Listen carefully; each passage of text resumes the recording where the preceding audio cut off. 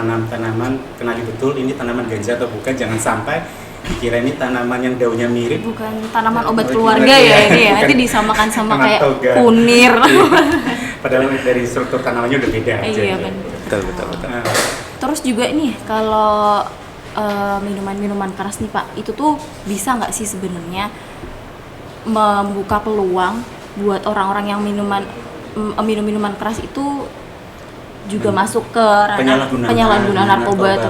Apalagi kan di akhir tahun ini udah mulai dikatakan pergaulan juga di klub-klub misalkan. Iya betul. Di diskotik biasanya kan itu menyediakan di berita-berita gitu kan, kalau kita tahu kan klub biasanya minuman keras, nggak jual narkoba gitu kan ya. Kenapa kok banyak juga pemeriksaan apa ya namanya ya? Langsung meriksa ke sana gitu loh Pak. Emang apakah minuman keras ini bisa mendorong salah satu penyalahgunaan narkoba atau tidak hubungannya? Iya. Silakan. Jadi sebelum saya cerita tentang alkohol atau miras, saya mau cerita tentang tembakau dulu deh, tentang rokok. Oh, tentang Oke.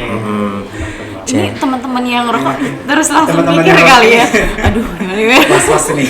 Karena udah diingat. Jadi kan kalau di sekolah-sekolah dilarang keras siswa-siswi merokok gitu ya. Iya. Di dunia kesehatan ini ada beberapa orang yang berpendapat bahwa rokok merupakan gerbang dari penyalahgunaan narkoba. Kenapa demikian? Karena ini anak ya, saya bukan bicara orang dewasa ya. Anak atau remaja usia awal yang sudah terbiasa merokok, terbiasa memasukkan dan menghirup zat-zat yang rasa dan baunya tidak enak, dan sudah ada peringatan bahwa ketika merokok bisa menyebabkan kanker dan gangguan-gangguan yang lain sampai menimbulkan kematian. Dia sudah biasa mengkonsumsi itu, maka dalam pikirannya ketika ditawari alkohol atau miras tidak akan berpikir dua kali. Dia berpikir, rokok saja enggak apa-apa, yang jelas-jelas ada peringatannya, mungkin untuk miras juga saya bisa mentolerir gitu badannya. Nah, makanya rokok adalah gerbang dari penyalahgunaan zat.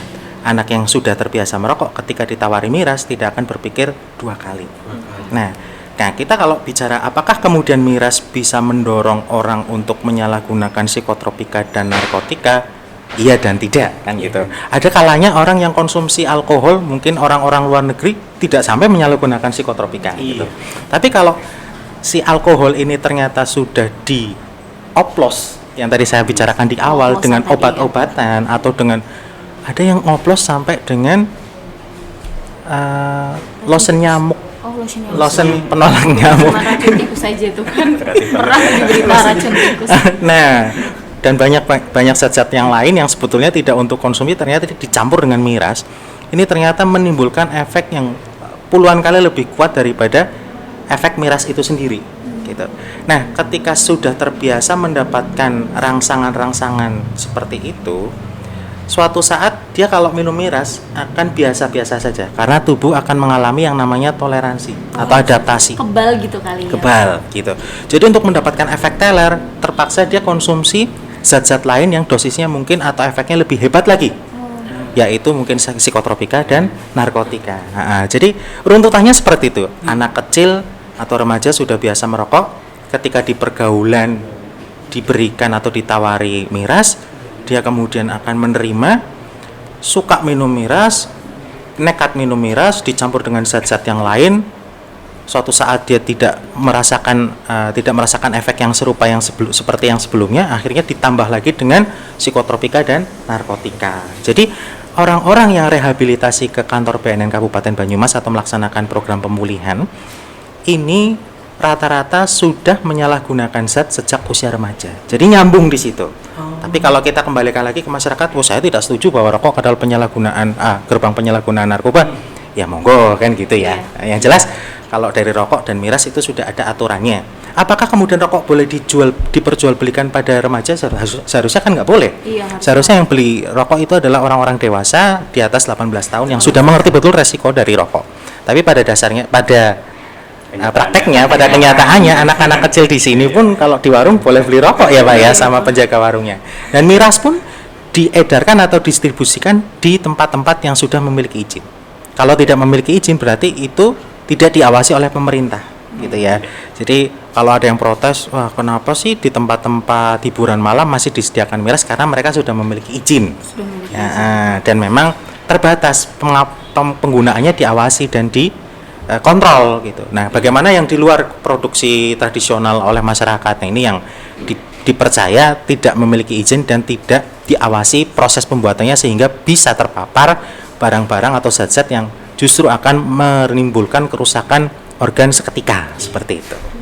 Jadi rokok ini sebenarnya berarti kayak pintu gerbang gitu ya. Iya. Padahal saya ingat kalau saya kembali ke masa kecil saya, waktu SMP itu kayaknya teman-teman seumuran waktu SMP itu kalau nggak ngerokok dikatain cupu apa gitu, jadinya Nggak jantan gitu. Iya, Iya, iya, nggak gitu, jantan. gitu pas sekalinya mencoba waktu itu pertama langsung batuk, akhirnya nggak ikut-ikutan lagi batuk. Saya sebagai cewek juga pernah. Gitu ya. Tapi kayak penasaran aja gitu. Iya, Penasaran aja puntung rokok dihisap ternyata batuk-batuk sakit banget tenggorokannya. Udahlah nggak usah. Tapi alkohol enggak ya? Alhamdulillah masih diberi jalan yang benar gitu. Amin, amin, alhamdulillah. Mungkin saya nambahin masalah alkohol ini ya. Iya, Jadi gimana? minuman keras. Sebenarnya di Indonesia memang minuman keras itu boleh diedarkan, tapi dengan memang ada beberapa persyaratan. Jadi kita mengenal golongan A, golongan B, golongan C gitu ya.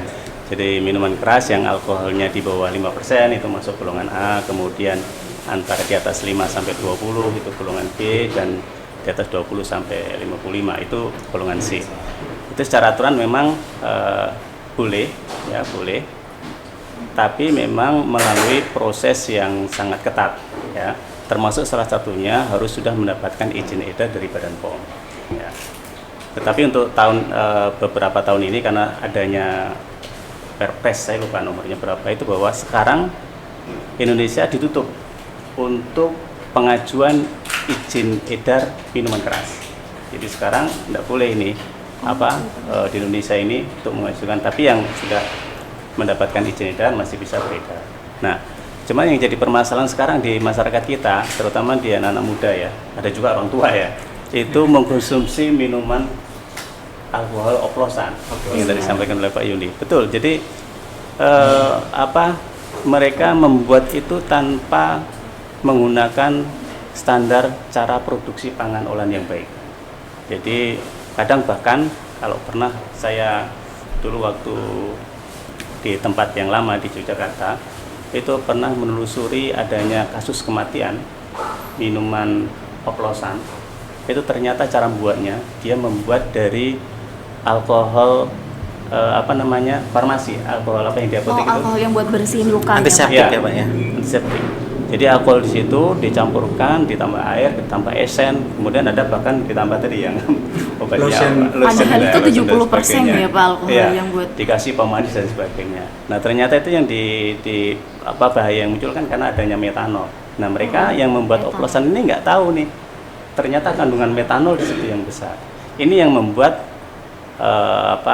para pengguna ini kalau tidak meninggal ya buta gitu kan biasanya, metanolnya kena nanti keserap mata.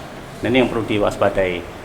Sedangkan untuk yang golongan A, B, C betul disampaikan Pak ini tadi, dijual di tempat-tempat yang memang sudah mempunyai izin. Jadi tidak sembarang tempat, mungkin di hotel, mungkin di kafe karena ada izin. Dan itu pun yang pengguna juga orang-orang tertentu, nggak boleh sembarang orang masuk ke sana kan.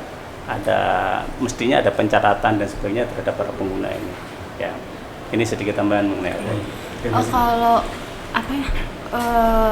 minuman keras itu juga termasuk yang diawasi sama BPOM ya Pak? Kalau BPOM dalam hal ini melakukan pengawasan lebih ke kandungan. Jadi kita akan melakukan sampling untuk diuji. Sedangkan untuk peredaran dan sebagainya sekarang ini tidak menjadi domain Badan POM. Begitu. Berarti sama dengan produk-produk pengawasan yang lain juga dilakukan sampling gitu ya Pak? Iya, kalau yang lain kan selain melakukan sampling kita juga akan melakukan pengawasan. Ya, peredarannya. Tapi kalau untuk minuman alkohol itu Badan POM hanya melakukan pengawasan di uji terhadap kandungan. Gitu. Dan juga pemberian izin registrasinya. Jadi nanti bentuknya kalau itu produk dalam negeri ya MD lah begitu. Masuk dalam kategori pangan ya. Termasuk kategori pangan kalau minuman beralkohol dan ada izinnya A, B atau C.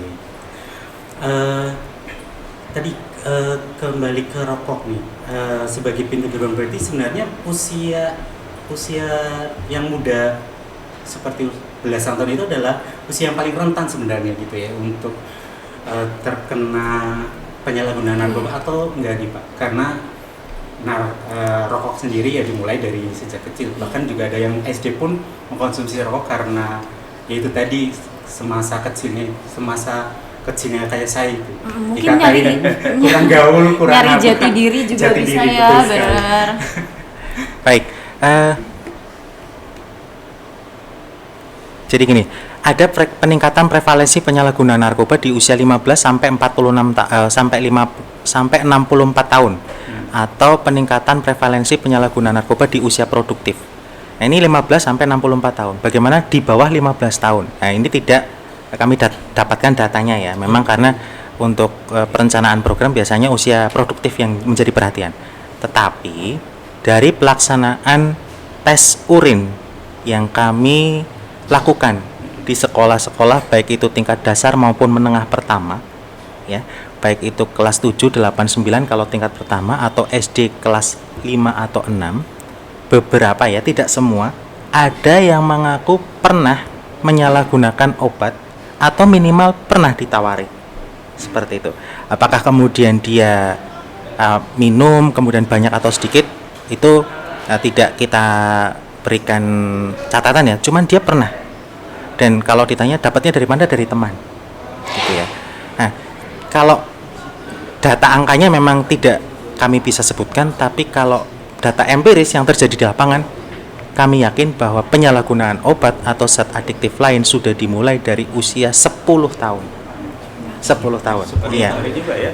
Iya. Dan itu tidak hanya di sekolah-sekolah kota. Itu tidak hanya di sekolah-sekolah, yang istilahnya yang terdapat akses informasi banyak gitu ya. Kalau di desa, di kampung juga ada yang sudah menyalahgunakan obat. Taunya dari mana? Taunya dari teman atau internet. Nah, ini Balik lagi tuh ke internet. sumber informasi. Sumber informasi. Saya jadi inget nih, kembali ke Pak Sul. Kasus waktu ada makanan permen yang disisipin narkoba itu benar atau nggak sih Oh Pak? iya, anak kecil itu anak ya? kecil yang waktu Betul. kasus Yang permen mengandung narkoba katanya. Mermaid apa ya kalau nggak salah itu Pak? Itu hoax atau benar nggak sih Pak? Iya, itu perlu ini ya, sebenarnya perlu diuji lebih lanjut apakah itu mengandung narkoba atau tidak. Tapi memang kita harus waspada ya, termasuk untuk anak-anak kita. Ini juga harus waspada bagaimana untuk menghindari penyalahgunaan. Jadi sampaikan terjadinya penyalahgunaan itu bisa banyak hal. Bisa pertama memang sengaja kita mengkonsumsi, atau yang kedua ada iming-iming, atau yang ketiga tidak sengaja, kan begitu. Iya. Nah, jadi ini yang perlu diwaspadai. Nah, kalau misalnya memang ada permen yang mengandung narkoba ya, itu memang perlu ada investigasi lebih lanjut. Oke. Karena jangan Pastikan sampai terlebih dahulu. jangan sampai itu hanya hoax, kemudian mematikan pelaku usaha juga. gitu Iya, kan. betul. Ada Tapi kalau itu sektor memang lain yang- betul, tapi kalau itu memang betul, ini adalah satu hal yang sangat-sangat kejam ya. Saya katakan, karena kalau kita bicara permen itu kan konsumsinya banyak anak-anak ya. Iya, anak kecil, betul. Ya kita juga senang juga, tapi kan biasanya lebih banyak anak-anak yang konsumsi. Iya. Ya.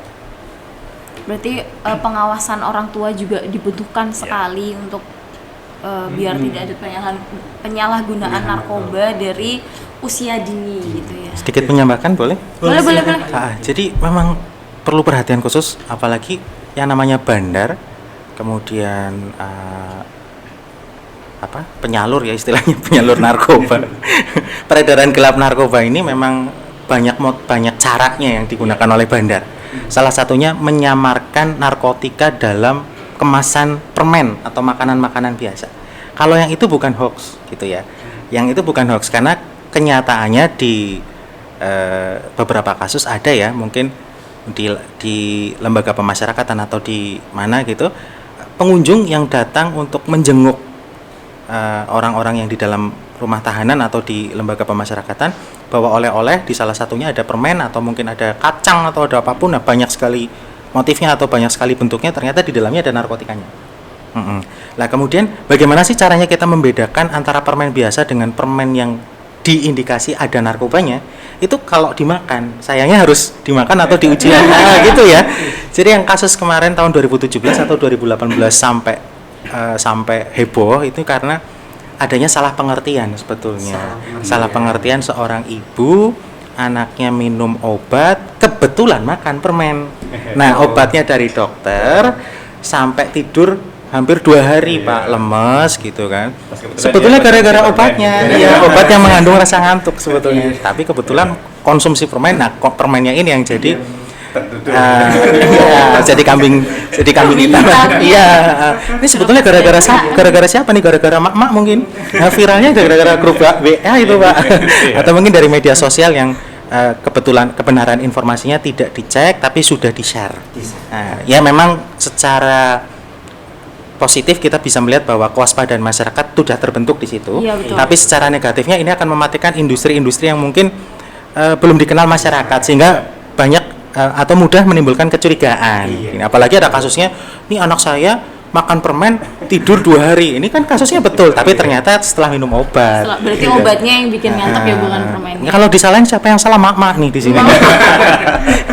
Kenapa dia menuduh si permen? Ada peraturan, Pak. Ada peraturan. Mak nggak boleh disalahkan. Ya, nomor 1 tuh. Nanti kalau ini diposting nanti banyak mama nanti pada protes disalahin. Saya juga mama nih. Ini betul ya. Jadi ibu saya gitu kan punya WA nih, tiap tahun tanya terus, tiap tahun Pak kami jelasin. Padahal ibu saya sendiri, Gun, nama saya kan Gunawan ya. Gun, apakah betul permen ini mengandung narkoba? Aduh capek jelasinnya. Ini beredarnya dari mana? Grup ini, grup itu. Oh, alah, ya sudah. Ya ini hoax. Tapi kalau kasus narkotika di dalam permen sebetulnya ada gitu ya. Jadi harus diwaspadai. Tetap perlu diwaspadai. Nah, kalau yang pengedar narkoba itu kan jelas pasti kena hukuman, kena. Nah, kalau pemakai yang kasus yang kayak tadi itu, misalkan yang sakit, kemudian pemakainya sendiri, pemakai dan pengedarnya, dua-duanya kena terjerat hukum atau salah satunya aja? Baik, untuk Undang-Undang 35 tahun 2009, semangatnya adalah semua penyalahguna adalah korban. Korban. Termasuk korban ya Iya, maksudnya? korban. Jadi korban itu sebetulnya adalah orang yang sakit. Orang yang sakit tempatnya di mana? Bukan di penjara, tapi di rumah sakit atau di tempat-tempat rehabilitasi untuk mendapatkan pemulihan. Nah, semua korban. Tapi bandarnya kita berikan sanksi hukum yang sekeras-kerasnya. Nah, bagaimana jika bandar dia juga menyalahgunakan? Kita laksanakan rehabilitasi di tempat-tempat yang sudah ditunjuk pemerintah, mungkin di dalam lapas atau di dalam rutan, selama dia menjalani proses hukumannya. Jadi ada tambahan rehabilitasi. Kemudian kalau sudah laksanakan rehabilitasi, dia tetap melaksanakan hukumannya di tempat yang sudah ditentukan oleh pemerintah gitu ya. Jadi ada 2 lah di dalam penjara kasarannya gitu. Ada rehabilitasinya, ada proses tindak pidana hukumnya. Nah, bagaimana dengan orang biasa yang menyalahgunakan? Pasti dia karena pengaruh dari lingkungan. Makanya disebutkan dengan penyalahguna atau korban. Di Undang-Undang 35 ini ada aturan jelas bahwa orang-orang yang menyalahgunakan wajib aturannya direhabilitasi. Meskipun penyalahguna ini adalah orang yang kebetulan ketangkap sama aparat karena ada barang bukti, diproses secara hukum. Nah, kalau sudah diproses secara hukum, selanjutnya akan dilaksanakan asesmen oleh tim asesmen terpadu, di mana nanti rekomendasinya adalah bahwa dia penyalahguna, maka hukumannya bukan di penjara tetapi direhabilitasi. Tetapi karena sudah sial ketangkap sama aparat hukum, ya, maka dia akan tetap menjalani proses hukum meskipun putusan hakim yang seharusnya dengan rekomendasi adalah rehabilitasi. Nah, kenapa bisa ditangkap? Karena semua orang yang memiliki, menguasai narkotika pasti ada ancaman hukumnya. Itu yang menjadi dasar. Meskipun nanti penyalahgunanya direhabilitasi. Tetap ada proses rehabilitasi. Iya, tapi semua orang yang pegang, meski kita ya di sini seandainya ada narkotika kita pegang ketahuan sama aparat itu, ya repot urusannya gitu ya. Jadi ini narkoba yang menyalahgunakan narkoba, proses penyembuhannya berarti rehabilitasi gitu ya? Atau ada penyembuhan lain, proses yang lain? Ya, semua proses pemulihan penyalahguna narkoba disebut dengan rehabilitasi.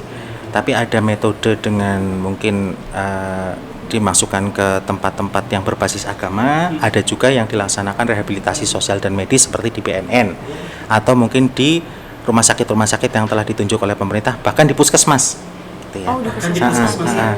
Di Kabupaten Banyumas kita cukup beruntung karena selain BNN kita juga ada Balai Rehabilitasi Napsa Satria di Baturaden milik Kementerian Sosial, juga melaksanakan rehabilitasi untuk penyalahguna narkoba.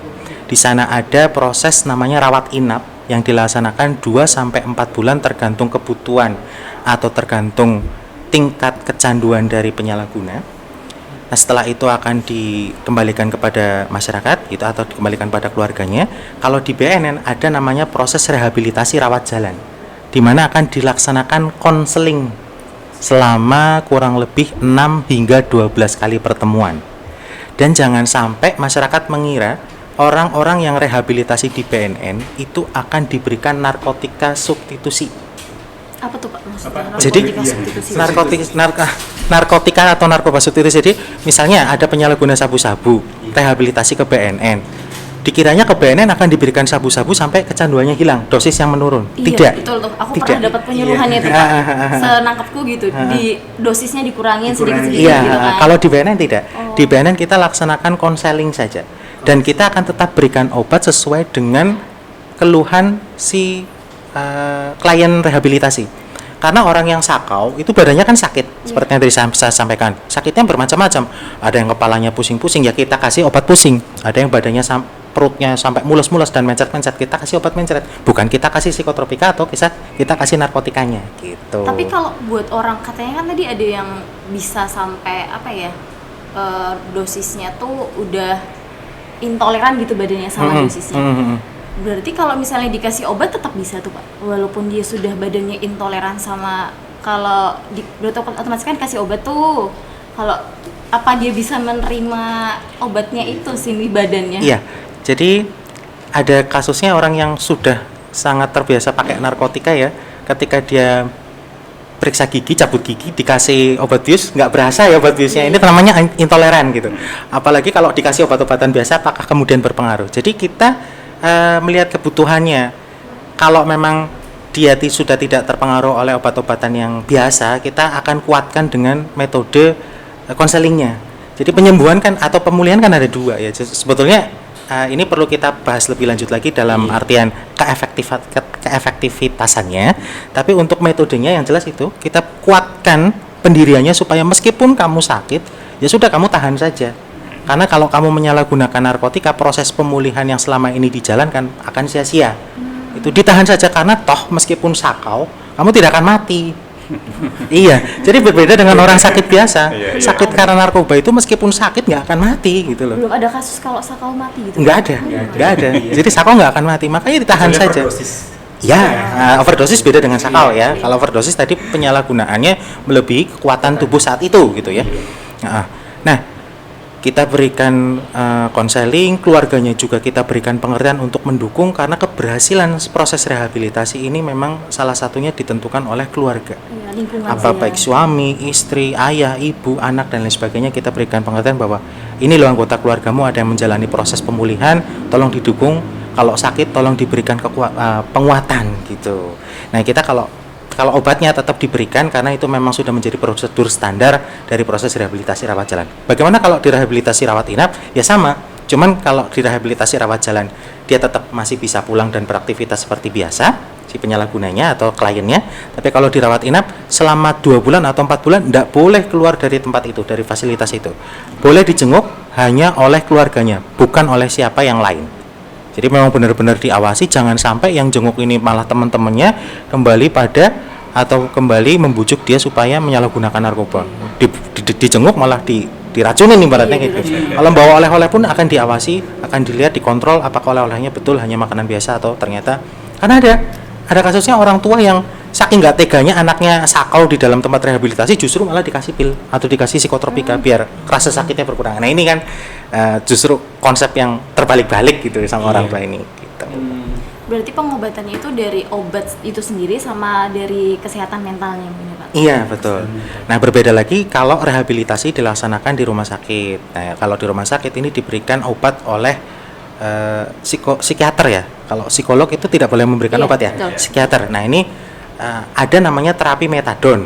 Nah, jadi beda lagi nih kalau di rumah sakit prosedurnya. Nah, terapi metadon itu adalah narkoba atau obat-obatan yang diberikan kepada klien rehabilitasi sebagai pengganti narkotika yang biasa ia konsumsi, tapi dosisnya diawasi, penggunaannya diawasi. Dia hanya boleh makan atau minum metadonnya di depan petugas. Jadi tidak boleh dibawa pulang. Metadon itu obat, fungsinya buat apa ya Pak? Metadon itu sendiri, mungkin teman-teman metadon apa sih ya? Tahunya film Megalodon atau apa. Saya juga nggak tahu. Ini off the record nih, saya lupa nih benar. Metadon obat apa saya lupa. Metadon itu salah satu. Lagi pula kalau saya menjawab kayaknya kurang pas ya. Dari Pak Suli obat metadon. Iya, metadon itu kan sebenarnya salah satu obat mungkin bisa dikatakan pengganti orang-orang yang mungkin sudah penggunaan narkotika ya, tingkat tinggi sampai dia nggak bisa, sampai kecanduan lah gitu. Nah, salah satu cara yang dilakukan oleh rumah sakit termasuk juga puskesmas Pak, itu juga menggunakan metadon. Nah, itu bisa dikatakan, saya nggak tahu apakah termasuk narkotika atau enggak ya, tapi intinya dia akan mengganti narkotik yang biasa digunakan oleh pasien ini, diganti dengan metadon. Nah, itu modelnya diberikan sambil diturunkan dosis-dosisnya sampai hilang. Betul juga disampaikan oleh Pak Gunawan tadi, memang penggunaannya tidak boleh dibawa pulang. Jadi mereka harus minum di situ di depan petugas. Dan dia harus rutin datang ke rumah sakit atau puskesmas itu. Rutin. Jadi ada jadwalnya. Jangan sampai meninggalkan jadwal itu. Nah, kadang-kadang memang masih ada beberapa saya mendapat informasi dia datang sekali 2 kali, setelah itu nggak datang lagi gitu. Padahal ini membantu sebenarnya untuk mengurangi ketergantungan mereka terhadap narkotik yang dia konsumsi. Oh, gitu. Berarti ternyata. Nah, ini apoteker, tahu nggak? Metadon termasuk golongan narkotika Pak. Ya, golongan narkotika. Nah, saya udah ingat nih Mas, ya. Analgesik ternyata. Tadi istilahnya tak cari, Analgesik. coba cari di otak kok nggak ketemu ya. Ternyata analgesik. Iya, mengurangi rasa sakit ya, nyeri. Ya pada prakteknya ini kenapa menjadi tidak efektif? Karena apa? Karena banyak penyalahguna narkoba yang menjalani rumatan metadon, mendapatkan dosis metadon dari rumah sakit atau puskesmas, tidak merasa cukup. Malah justru beli metadon secara ilegal dari luar. Ya, kita sekarang tahu ya, untuk pembelian dari rumah pun sekarang sudah dimudahkan. Nah, salah satunya di toko-toko online itu ada yang menjual metadon dengan nama-nama yang disamarkan. Ternyata dibeli, mungkin patungan dengan teman-temannya, diminum. Kalau dia nggak pakai narkotika, ya pakai metadon juga ternyata. Tapi bukan dapat dari rumah sakit, justru dapatnya dari luar. Ini menjadi kewaspadaan buat kita semua. Itu. Jadi udah ada gambaran nih. Bahaya narkoba bagi kaum milenial itu seperti apa. Ternyata faktor keluarga juga sangat berpengaruh terhadap proses rehabilitasi dan lingkungan juga gitu. Ini sebelum menutup podcast ini nih Pak, ada nggak sih pesan untuk para penerus ini milenial ini biar terhindar dari bahaya narkoba ini gitu. Mau dari Pak Yudi dulu sebelum nanti ke Pak Suli. Siap. Mohon izin Pak, sekalian promosi. Nah, Instagram ada, kemudian Facebook juga ada, YouTube-nya juga ada, kemudian untuk nomor yang bisa diberikan ke masyarakat juga ada. Mungkin bisa dicatat nanti ya. Nanti akan ditulis di caption. Iya, boleh. Caption kami sampaikan di caption. Iya, kelamaan kalau saya sebutin ya nanti. Iya, ada nomornya juga. Jadi kalau memang masyarakat mau bertanya, mau mengakses layanan rehabilitasi, mau melaporkan adanya peredaran gelap narkoba, silakan kami di Wapri, silakan kami di Japri. Kerahasiaan identitas pelapor atau yang bertanya akan kami jamin, gitu ya. Kemudian pesan-pesannya adalah sebelum kita melawan narkoba, saya punya istilah, sebelum kita mengalahkan musuh, kita harus tahu kelemahan musuh. Jadi kalau kita dibilang tidak boleh tahu narkoba, ya ada salahnya, ada betulnya ya. Betulnya jangan sampai coba, tapi salahnya adalah kalau kita nggak tahu itu narkoba, bagaimana kita menghindarinya. Nah, bekali dulu diri dengan pengetahuan tentang bahaya narkoba, jenis-jenisnya, dan motif peredaran di masyarakat atau jenis-jenis peredaran di masyarakat. Kalau kita sudah tahu, kita bisa mewaspadai. Yang belum saya sampaikan adalah ketika ada suatu zat dikonsumsi oleh seseorang anak atau kita menyebabkan 3 hal. Yang pertama adalah stimulan, atau ketika dikonsumsi kinerja jantung, kinerja otak meningkat secara signifikan dan tidak normal. Ini adalah ciri-ciri dari narkoba. Kemudian selain stimulan ada juga depresan, zat yang ketika dikonsumsi akan menimbulkan kehilangan kesadaran, bahkan sampai tidur di tempat-tempat yang tidak umum atau teler gitu istilahnya. Kemudian ciri yang ketiga dari narkoba adalah halusinogen, yaitu ketika dikonsumsi akan menimbulkan ilusi-ilusi atau bayangan-bayangan yang sebetulnya tidak ada tapi dirasakan secara nyata oleh penyalahgunanya. Bisa gatal-gatal, bisa merasakan melihat sesuatu yang mengerikan, mendengar bisikan-bisikan yang mengancam keselamatan diri sendiri dan keluarga dan lain sebagainya. Nah, itu kalau ada zat-zat semacam itu dikonsumsi, efeknya adalah 3 itu, maka perlu diwaspadai.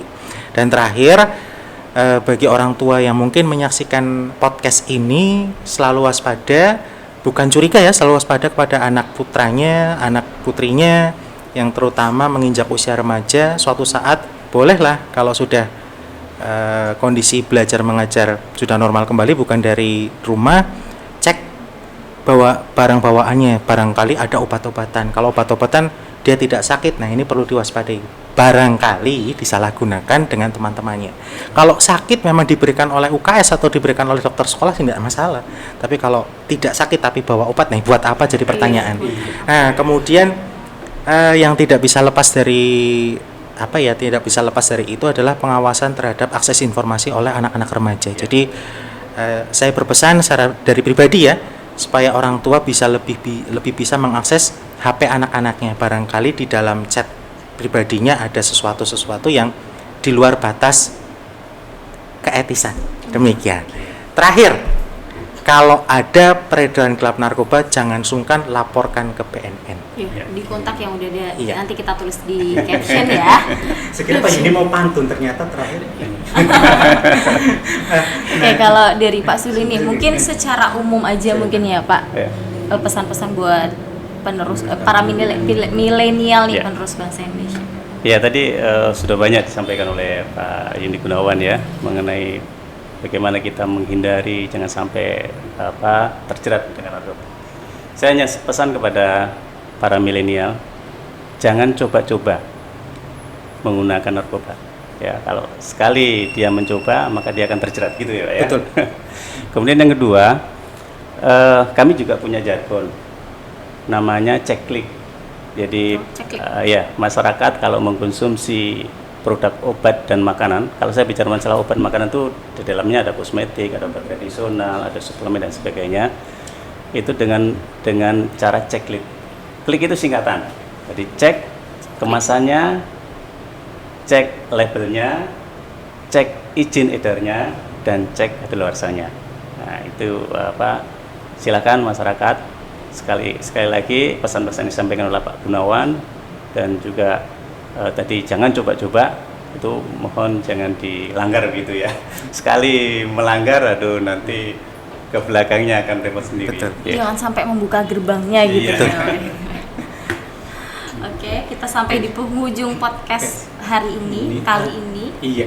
Terima kasih banyak Pak Yuni Terima kasih, Gunawan Pak dari Yuni. Badan Narkotika Nasional dan Pak Sulianto, Kepala Lokapom Banyumas. Demikian podcast hari ini. Terima kasih. Mohon maaf kalau misalkan ada salah kata. Ini karena ini pertama kali ini podcast nih Mbak Lita ya. Saya undur diri. Saya Rahmat. Dan saya Lita. Terima kasih. Saya akan nantikan podcast berikutnya.